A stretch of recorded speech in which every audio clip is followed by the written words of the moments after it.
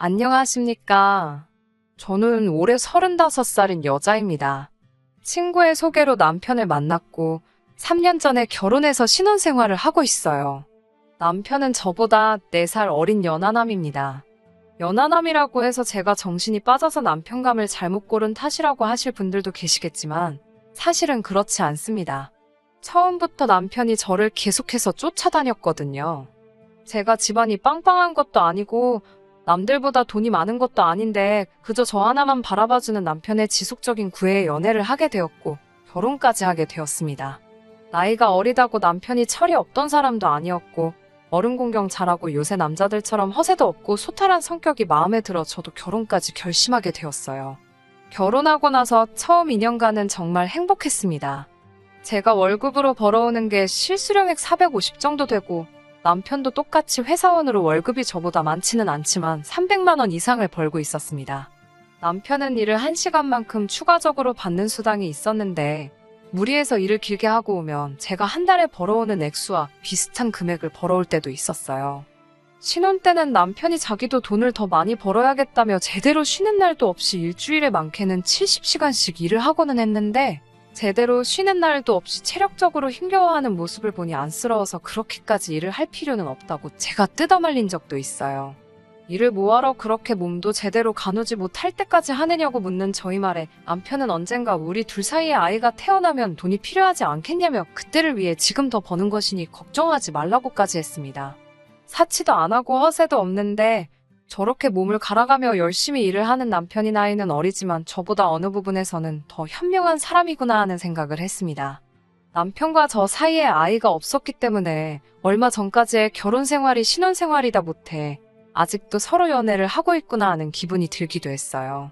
저도 남편도 서로 아이를 좋아했고 데이트하면서도 딱 우리 부부 또래의 커플이 아이를 데리고 산책하는 모습이나 나들이 나온 모습을 보면 아쉬움이 많이 들기도 했습니다. 저도 나이가 있기 때문에 저희 부모님께서도 더 늦으면 노산이니 하루빨리 아이를 갖는 게 어떻겠느냐 물어보시기도 했지요. 하지만 당장 집안의 주 수입원이 저이기도 했고 양가 도움 없이 시작한 결혼 생활이었기 때문에 아파트 대출이라든지 아직 갚아야 할 돈이 많아서 남편 또한 어느 정도 돈을 더 모으고 시작했으면 하는 눈치였다 보니 아이를 늦게 갖는 걸로 협의를 했습니다. 이제 와서는 둘 사이에 아이가 없는 것이 오히려 전화위복이 되었다고 봐야 하기도 하겠네요. 제 남편이 어디 가서 여자가 줄을 서는 그런 타입은 아니지만 그렇다고 어디 가서 빠지는 스타일은 아니었습니다. 연애하기 전에 남편이 제가 좋다고 따라다닐 때부터 저보다 4살이나 어린 사람이 나이 많은 여자가 뭐가 좋다고 따라다니는 건지 솔직히 이해하기 힘들었었어요. 말씀드렸다시피 재벌이가 평균에 비해 나쁜 편이 아닌 건 알고 있지만 그렇다고 남편도 일이 조금 힘들 뿐이지 벌이가 또래에 비해 결코 적은 편은 아니었거든요. 나를 돈 때문에 만나는 것도 아닐 텐데 그래서 연애하면서도 남편한테 또래의 여자나 더 어린 여자들을 만날 수 있을 텐데 왜 나를 만나냐고 물어본 적도 있어요. 좋아하는데 이유가 있냐며 자기 일 열심히 하고 그런 모습이 좋아서 그러는 거라고 대답을 해줬고 정말 제 남편이 그럴 사람이라고는 생각해 본 적도 없습니다. 시댁이나 친정이나 지방이라 서울에서 직장 생활을 하고 있는 우리에게는 거리가 꽤 먼 편이었는데 저도 시부모님께 잘했지만 남편이 우리 부모님에게 하는 것만큼은 되지도 않다고 해도 무방할 만큼 친정에도 잘했습니다. 시댁에서 돼지고기를 먹으면 친정에서는 소고기를 먹는 식으로 보여주기식이 아니라 마음에서 우러나와 하는 거라는 생각이 들 정도로 말이에요. 한 번은 샤인머스켓을 사다 드린 적이 있는데 저희 어머니께서 포도가 참 달다고 하시니 저 몰래 인터넷으로 주문해서 일주일에 한 송이씩은 무조건 배달이 되도록 해놓을 정도였습니다.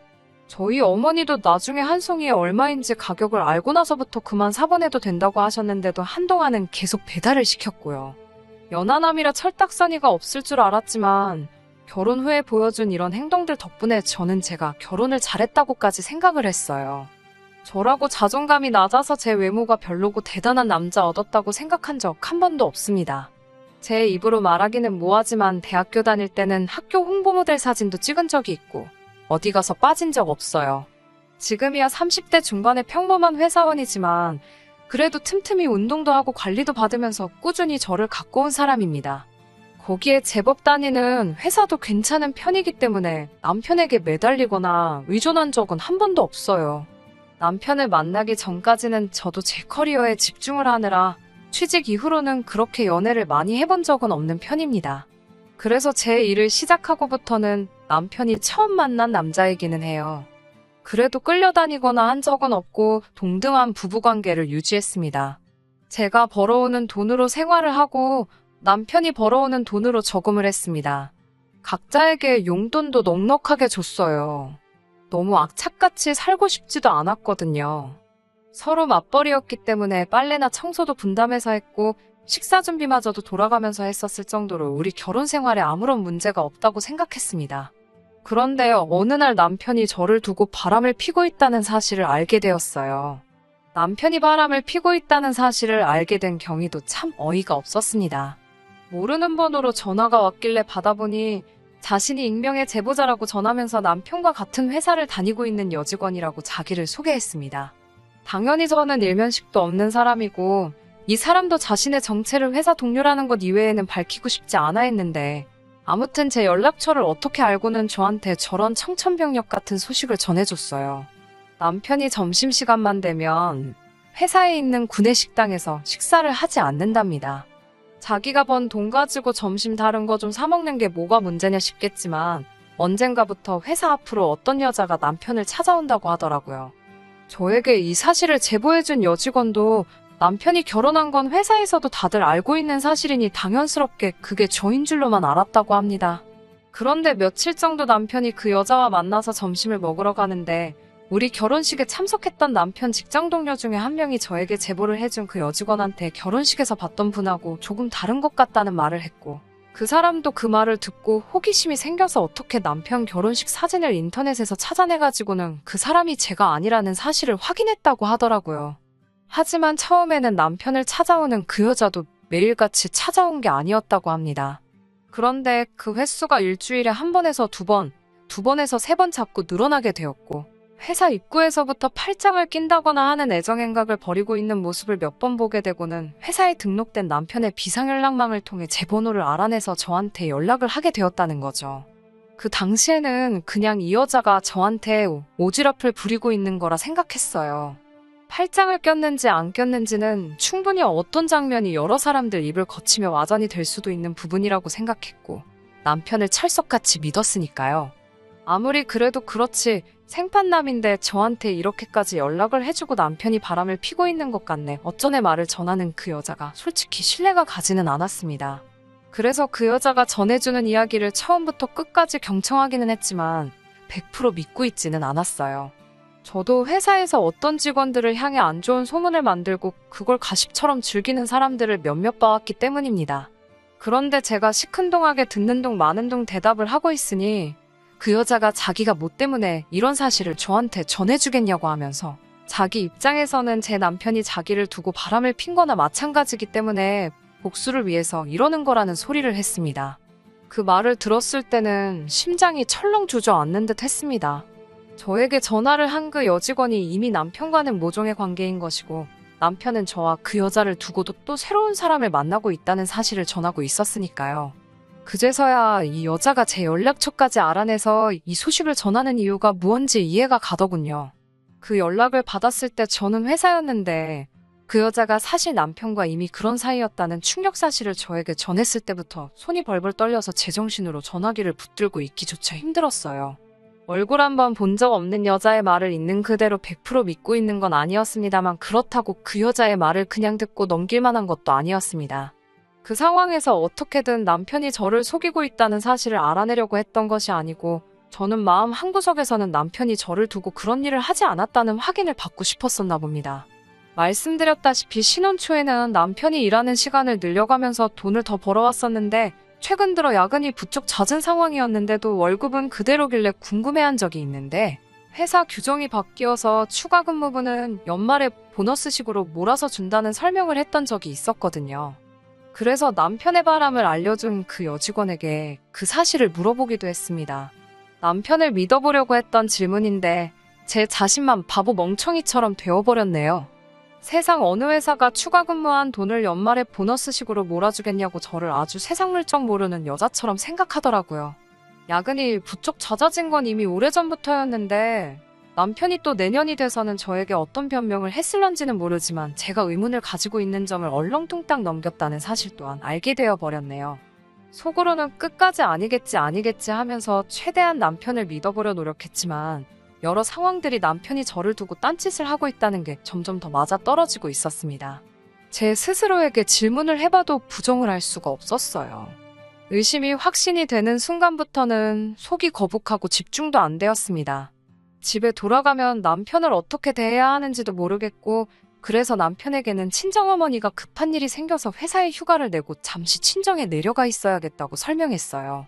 남편은 장모님 일인데 당연하다며 주말에 자기도 내려가 볼 테니까 걱정 말고 먼저 다녀오라고 하더라고요. 그때까지도 저를 신경 써주는 척 하는 게 가증스럽기까지 했습니다. 그리고 친정으로 출발하면서 혼자 고민하다가 심부름센터에 연락을 해서 알아보기로 했습니다. 참 어이가 없게도 남편이 외도를 하고 있다는 결과를 받는 데까지 하루도 채 걸리지 않더라고요. 이미 제가 친정으로 떠난다고 했던 순간부터 남편은 주말에도 자기가 내려온다고 말해놓고는 자기 세상이로구나 하면서 바로 그 여자를 아예 우리 집으로 들인 겁니다. 아파트 현관을 들어서는 사진을 보고 저는 더욱 더 놀랄 수밖에 없었습니다. 그 사진 속에서 남편의 팔짱을 끼고 아파트 현관문 앞에 서 있던 여자는 다른 사람이 아니고 바로 남편에게 저를 소개시켜줬던 저희 가장 친한 친구였으니까요. 우려했던 상황이 현실이 되었고 그 현실의 무게가 감당하기 힘들 정도로 커다란 것이라는 걸 깨달았을 때 말도 안 나오고 구토까지 나오더라고요. 다른 사람도 아니고 남편이 왜 그랬지? 내가 뭐라도 잘못했나? 하면서 처음에는 그 이유를 저에게서 찾기까지 했어요. 남편을 이해할 수 없는 와중에 또 대학 시절부터 항상 제 곁을 지켜준 친구는 대체 내가 무슨 잘못을 했길래 아니면 나에 대한 무슨 억하심정이 있기에 저에게 이런 짓을 하는 건지 정말 그 짧은 시간 동안 오만 가지 생각이 다 들더라고요. 두 사람의 만남은 바로 그 다음날에도 이어졌어요.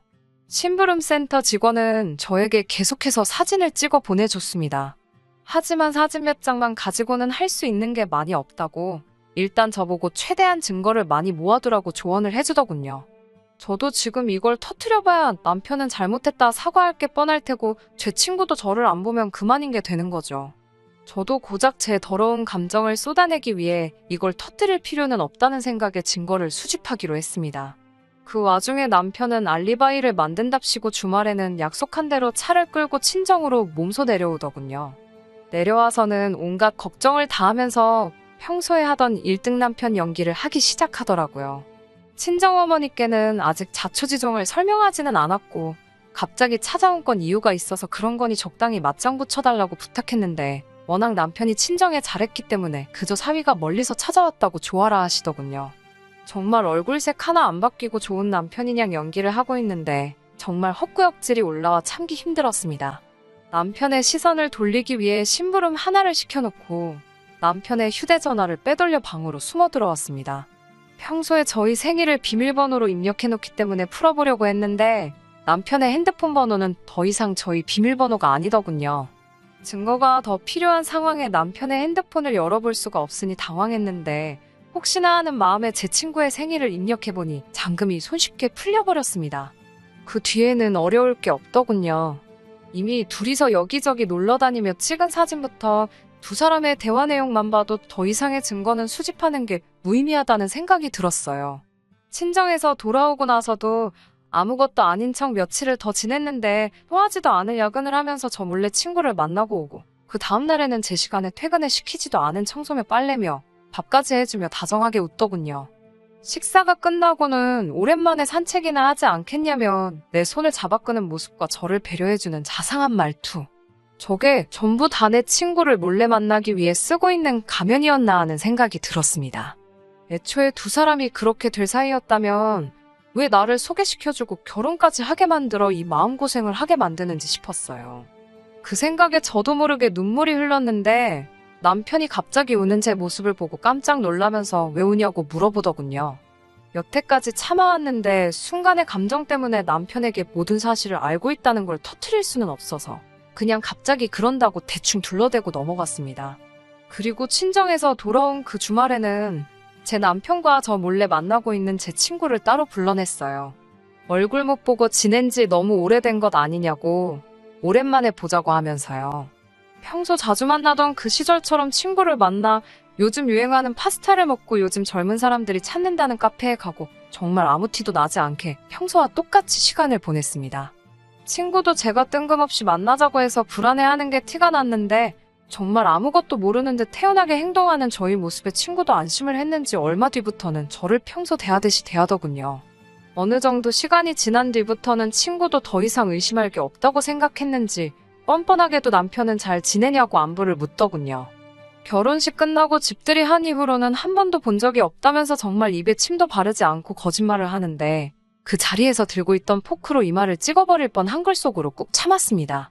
아무 일도 없는 척 연기를 하니 저도 힘들어져 잠깐 지쳐 있었는데 친구가 제 눈치를 보더니 무슨 일이 있느냐 걱정을 해주면서 일도 좋지만 건강도 챙기면서 하는 게 좋다고 말을 하는데 그 와중에도 저를 걱정해주는 척을 하고 있는 가증스러운 모습 때문에 웃음도 나오지 않더라고요.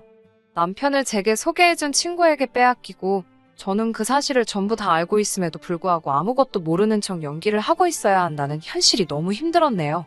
그 덕에 마음고생을 해서 그런지 몇 달 안 되는 시간 동안이었는데도 살이 10kg 가까이 빠지고 피부도 많이 푸석해졌어요.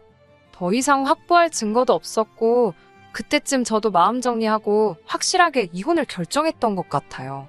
아는 변호사에게 제가 모아놓은 증거들을 보여주고 남편 그리고 제 친구까지 2명 다 처벌하기로 했어요.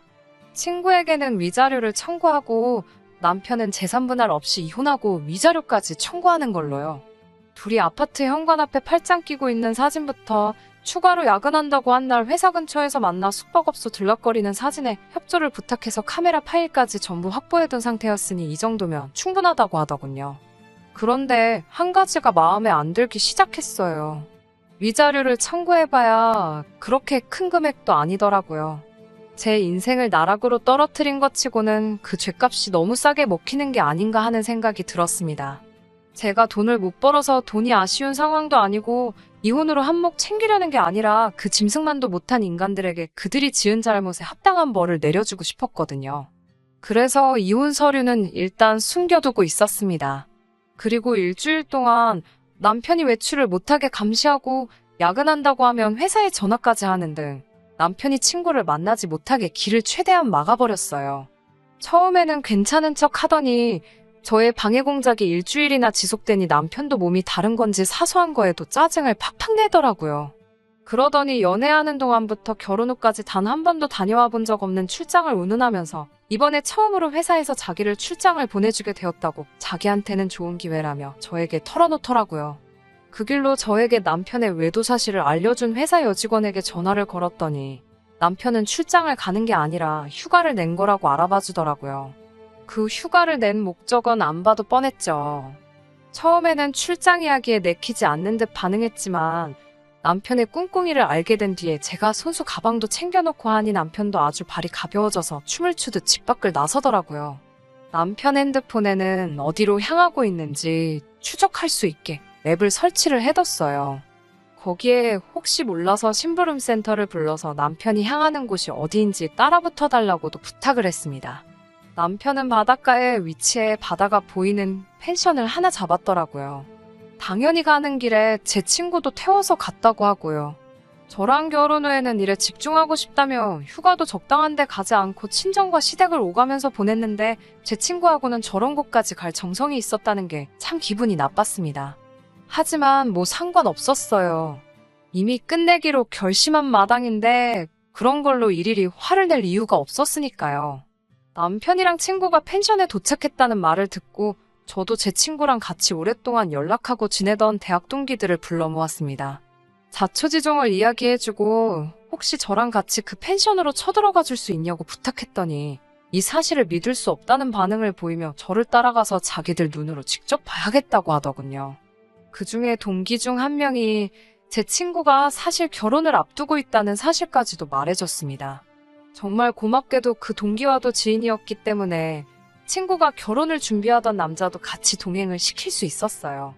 친구가 결혼하려던 남자는 건물 몇 채를 가지고 있는 사람이었는데 이런 사람을 두고 뭐하러 내 남편을 만났을까 싶었는데 실제로 만나고 나니 그 이유를 알겠더라고요.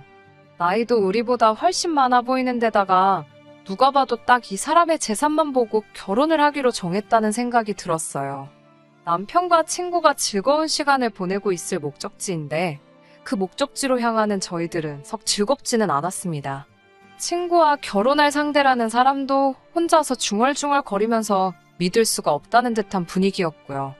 도착하니 출장 간다던 남편 차는 펜션 앞에 떡하니 주차가 되어 있고 차 안을 슬쩍 봤더니 제가 싸준 가방은 손도 대지 않고 그대로 뒷좌석에 처박혀 있더군요. 금방이라도 어디 나가려고 한 건지 문도 잠궈놓지 않은 상태라서 저와 친구들 그리고 친구의 결혼 상대 이렇게 7명이서 아무런 제지 없이 펜션에 들어갈 수 있었습니다. 누가 들어온지도 모르고 바다가 보이는 욕조 안에서 아주 신명나는 시간을 즐기고 있더라고요. 제가 남편을 부르고 모고할 것도 없이 그 장면을 보고 친구의 결혼 상대가 창문을 뛰어넘어가서 소리를 고래고래 질렀습니다. 두 사람은 욕조 안에서 비명을 지르며 아주 혼비백산하더라고요. 남편은 머리채를 잡혀 질질 끌려가는 제 친구를 보며 자기야를 불렀다가 저 멀리서 그 상황을 보면서 자기야를 불렀다가 아주 제정신을 못 차리고 있었어요. 그리고 모든 상황을 지켜보는 그 자리에 따라 나온 대학 동기들까지 아주 난리통도 아니었습니다. 남편과 바람이 났던 친구는 결국 파혼하게 되었어요. 그 상황을 들키고도 결혼을 진행하려는 사람은 아마 아무도 없었을 겁니다. 남자 잘 만나서 인생 피겠다고 노래를 부르던 친구였는데 그렇게 바라던 소원을 성취하기까지 코앞이었는데 전부 파토가 나버렸네요. 돈 많은 배우자는 돈 많은 배우자대로 두고 뒤로 애인을 만들면 된다고 생각했던 걸까요? 그렇게 위험을 감수하면서까지 만날 것이었으면 굳이 저한테 남편을 왜 소개시켜줬는지 하는 생각도 듭니다. 거기에다가 친구의 남편과 바람이 나서 머리채 잡혀 끌려나가는 걸 다른 사람들도 아니고 매일같이 붙어 지내던 대학 동기 친구들한테 들켜버렸으니 정신이 있다면 그 친구들 앞에서는 더 이상 얼굴도 못 들고 다닐 거예요. 그렇게 소중하게 대하던 인맥이었는데 적어도 앞으로 2번 다시 친구 남편은 건드리는 게 아니라는 걸 뼈저리게 깨달았을 겁니다. 그리고 남편하고는 집으로 돌아와 대놓고 이야기했습니다. 집에 오는 길 내내 얼굴이 새하얗게 질려가지고 아무 말도 못하고 미안하다는 말만 미친 사람처럼 반복을 하더라고요. 차 안에서 꾸역꾸역 몸을 구겨 넣으며 무릎을 꿇고 삭삭 빌고 있는데도 이 남자를 향한 동정심조차 들지 않았어요. 위자료는 당연히 청구할 거고 지금 다니는 회사라도 조용히 다니고 싶으면 좋은 말로 할 때 알아서 짐 싸서 나가라고 했어요. 집에서 나가란 말을 하자마자 운전하고 있는 제 팔을 부여잡고 그러는 게 어디 있냐고 하면서 그건 너무한 거 아니냐 질질짜기 시작했습니다. 너무한 게 지금 누구냐, 이렇게 될 거 모르고 그랬냐고 따지니 제가 바빠 보여서 방해하고 싶지 않았다는 되지도 못할 변명을 늘어놓더군요. 그래서 그 길로 차를 돌려서 시댁으로 향했습니다. 처음에는 의아해하다가 차가 시댁 근처로 향하는 걸 눈치챈 남편이 거기를 왜 가냐면서 가지 말라 소리치더라고요. 차에서 뛰어내릴 용기는 없던 건지 결국 제가 차를 몰아 시댁에 도착할 때까지 그러지 말란 소리만 하고 꼼짝도 못하고 따라왔습니다. 어서 니네 부모님한테 가서 네가 뭔 짓을 했는지 낱낱이 고하고 이혼하기로 했다는 소식도 네 입으로 직접 전하라고 했더니 고집을 부리며 차에서 내리지 않더라고요.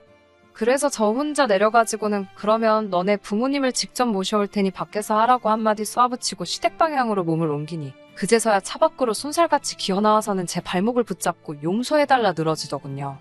결국 바깥에서 나는 소음 때문에 동네 사람들부터 시부모님까지 나오셨어요. 웅성웅성하는 가운데 남편한테 네가 뭘 했는지 말하라 했더니 아무 말도 못하고 있길래 저도 여러 사람들 앞에서 나 부끄럽고 하니 그냥 남편이 내 친구랑 바람이 나서 빨가벗고 즐기고 있던 걸 머리끄댕이 잡아서 데리고 온 상황이라고. 이혼할 거고 아드님은 땡전 한 푼 없이 집만 챙겨서 그대로 보낼 테니 그렇게 아시라고 말씀드리고 제 발목 붙들고 놓을 줄 모르던 남편의 팔을 뿌리치고 저 혼자 차 타고 집으로 올라왔습니다. 저는 간단하게 짐을 챙겨서 회사에 사정을 말하고 독신자 숙소에서 머물기로 했어요. 집을 남편에게 양보한 건 아니고 이혼 마무리될 때까지 마주치지 않으려고 그랬습니다.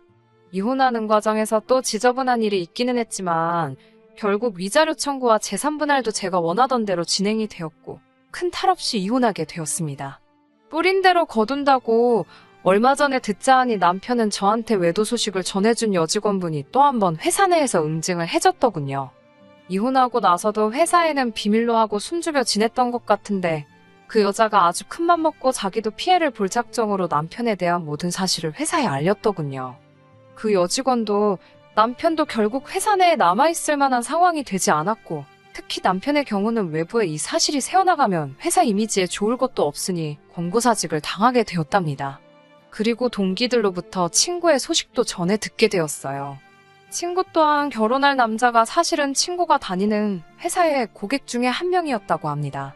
처음부터 돈 때문에 접근한 것도 맞지만 결혼을 앞두고 바람을 핑계 걸려버렸고 그 결혼할 남자분이 친구 회사에서 입김 좀 쓰는 큰손이었던지라 친구도 회사에서 버티고 있을 수가 없었나 봐요. 남편처럼 권고사직을 당한 건 아니지만 지금은 지방으로 발령이 나서 아는 사람 한 명 없는 오지에서 월세 생활을 하고 있다고 하네요. 원래 학교 다닐 때부터 저보다 잘 나가던 친구였으니 알아서 그 오지에서라도 돈 많은 남자 물어서 잘 살았으면 좋겠네요. 이혼이 끝나고 남편과 함께 살던 집에 돌아오니 그 수많은 사건들이 있었어도 집은 그대로더라고요. 물론 남편의 짐이 빠져서 조금 횡해지긴 했지만 말이에요. 그래도 한참을 사랑했고 함께한 사람인데 그 빈자리가 느껴지지 않을 정도로 배신감이 크네요. 차라리 아이를 늦게 갖기로 한 것이 참 잘한 일 같아요. 아이가 있었으면 아이 때문에라도 이 모든 사건들을 가슴에 묻었을 수도 있으니까요. 다시 결혼을 할 생각은 없지만 그래도 다음에 만날 사람은 적어도 저를 배신하지 않을 만한 사람을 찾아봐야겠네요. 한동안 혼자겠지만 인생 종 쳐버린 남편이나 제 친구처럼 불쌍하게 살지 않고 보기 좋게 떵떵거리며 살 수 있게 노력해야겠습니다. 끝까지 들어주셔서 감사합니다. 오늘의 사연은 여기까지입니다. 구독과 좋아요, 알람 설정 부탁드리고 더 좋은 사연으로 다시 찾아뵙겠습니다. 감사합니다.